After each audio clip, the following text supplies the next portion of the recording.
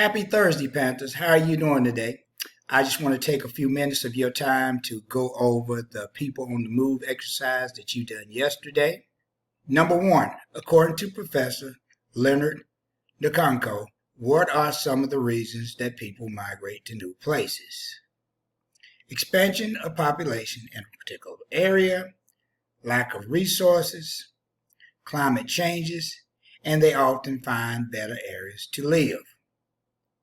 Number two, Dr. Chaparuka Kashimba described the speed with which the migration took place.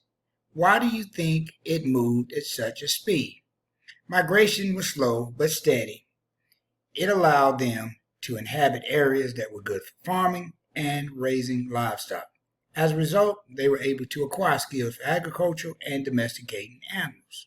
Number three, based on the article, how would you describe the interaction between migrating Bantu people and existing communities? It is not entirely clear how the Bantu reacted when they came upon existing communities, but it is likely that there was considerable absorption, assimilation, and displacement of other people during the migration period.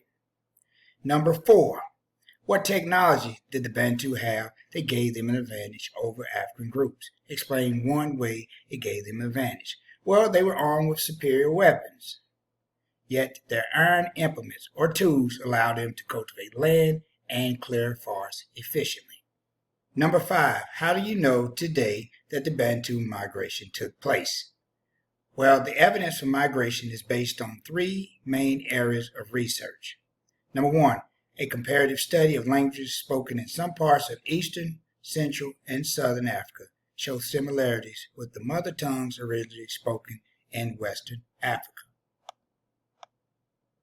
Number two, there is evidence of similar pottery technology in Eastern, Southern, and Western Africa. Number three, there is little or no evidence of ironworking in Eastern and Southern Africa before the arrival of the Bantu, suggesting that new technology was spread by the migrants. Number six, how can similarity of languages prove the Bantu migration? Well, the Bantu languages are spoken in a very large area, including most of Africa.